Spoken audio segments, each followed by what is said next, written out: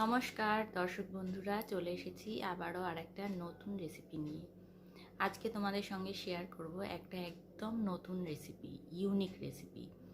শীতকাল তো চলছে, তো শীতকালের যে সবজিগুলো বাজারে সবসময় আমরা পাই বা ভালো লাগে এই সময় খেতে, তার মধ্যে ফুলকপি, বাঁধাকপি, মটরশুঁটি, বেগুন খুব ইম্পর্টেন্ট। মানে সব সময় মোটামুটি আমাদের বাড়িতে এগুলো রান্না হচ্ছেই।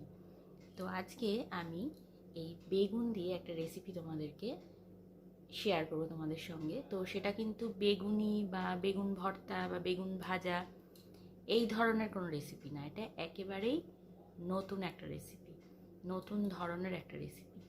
দেখতে থাকো, নিশ্চয়ই তোমাদের ভালো লাগবে। আর আমি আশা করছি যে এটা তোমরা হয়তো নতুনই দেখছো, ফার্স্ট টাইম, তো তোমাদের নিশ্চয়ই ভালো লাগবে। তো তার জন্য অবশ্যই আমার বেগুন লাগছে।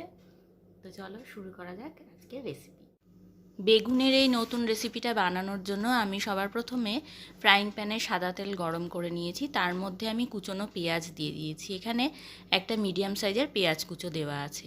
এরপরে আমি গ্রেট করা আদা আর রসুন দিয়ে ভালো করে নাড়াচাড়া করে নিচ্ছি। তারপরে দিয়ে দিচ্ছি ধনে গুঁড়ো, জিরে গুঁড়ো, লঙ্কা গুঁড়ো, হলুদ গুঁড়ো আর স্বাদ মতন লবণ।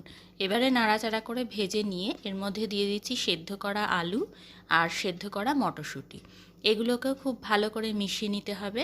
এক্ষেত্রে কিন্তু এই পুরটা তৈরি করার সময় এর মধ্যে তোমরা তোমাদের পছন্দ মতন আরও অনেক কিছু অ্যাড করতে পারো।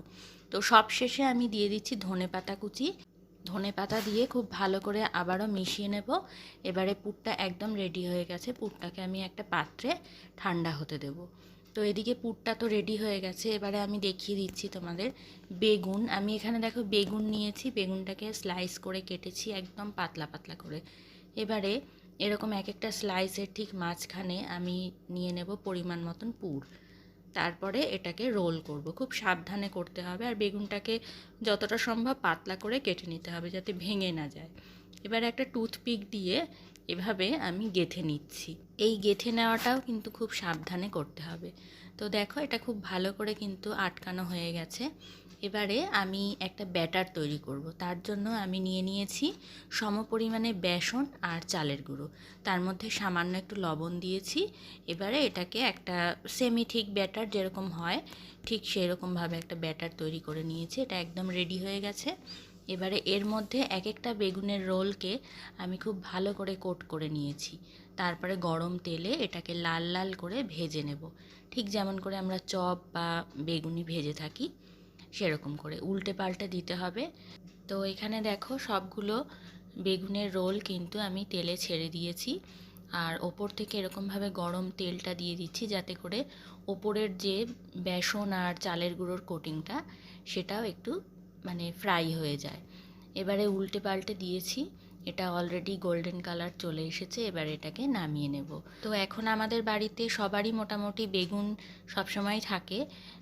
সন্ধেবেলার দিকে এরকম যদি একটা স্ন্যাক্স তৈরি করে নেওয়া যায় তাহলে কিন্তু বাচ্চা থেকে বড় সবাই খুব খুশি হবে। তো তোমাদের কেমন লাগলো অবশ্যই কমেন্টে জানিও। ভালো লাগলে সাবস্ক্রাইব আর ফেসবুক থেকে ফলো করতে ভুলো না।